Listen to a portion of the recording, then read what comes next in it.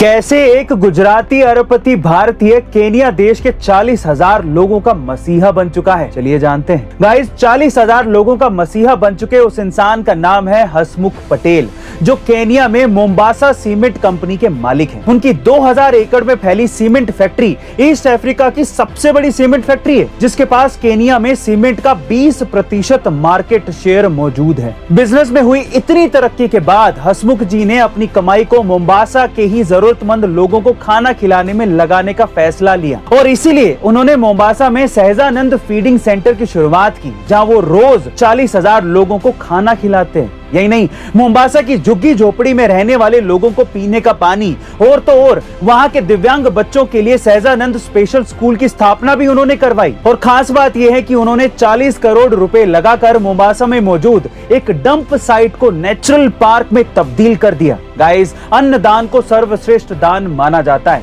और 40,000 लोगों को अन्नदान करने वाले हसमुख जी के लिए कमेंट सेक्शन में एक हार्ट तो बनता है।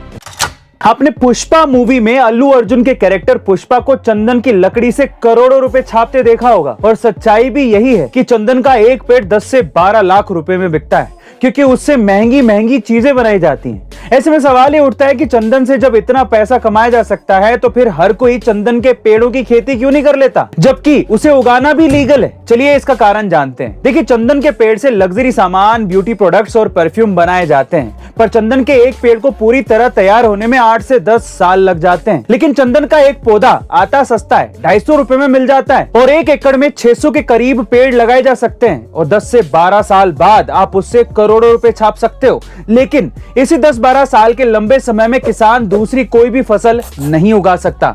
साथ ही चंदन के पेड़ पर बड़े बड़े सांप लिपट कर बैठते हैं, क्योंकि चंदन का पेड़ ठंडा होता है और सांपों को ठंडी जगह में बैठना बहुत ज्यादा पसंद होता है। इसी वजह से हर कोई चंदन की खेती नहीं करना चाहता। जान बचे तो लाखों पाए, कौन उन बड़े बड़े सांपों से पंगा लेगा। गाइस, आपको इफेक्ट जान के कैसा लगा कमेंट सेक्शन में जरूर लिखिएगा।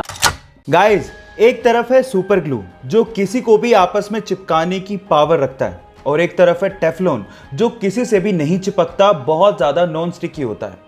पर तब क्या हो जब इन दोनों की टक्कर आपस में ही करवा दी जाए? क्या आपको लगता है कि टेफ्लॉन कभी भी सुपर ग्लू से चिपकेगा?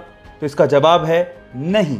अगर आप सीधे टेफ्लॉन की 2 लेयर्स को सुपर ग्लू से चिपकाने की कोशिश करोगे तो बिल्कुल नहीं चिपकेगा। उसके पीछे का रीजन ये है कि वहां पर कार्बन और फ्लोरीन के बीच में बॉन्ड स्ट्रेंथ इतनी ज्यादा है कि वो कभी ब्रेक नहीं होती। लेकिन सीधे नहीं, इनडायरेक्ट वे से आप इसे चिपका सकते हैं। इसका भी एक हैक है। इसके लिए आपको क्या करना है, 2 टेफ्लॉन की लेयर्स के बीच में एक प्राइमर लगाना है और उसके बाद अगर आप सुपर ग्लू अप्लाई करते हैं तो ये आपस में उस मजबूती से चिपक जाएंगे जो आपने कभी सोचा भी नहीं होगा। ये इंटरेस्टिंग फैक्ट जान के आपको कैसा लगा, चैट सेक्शन में लिखना मत भूलिएगा।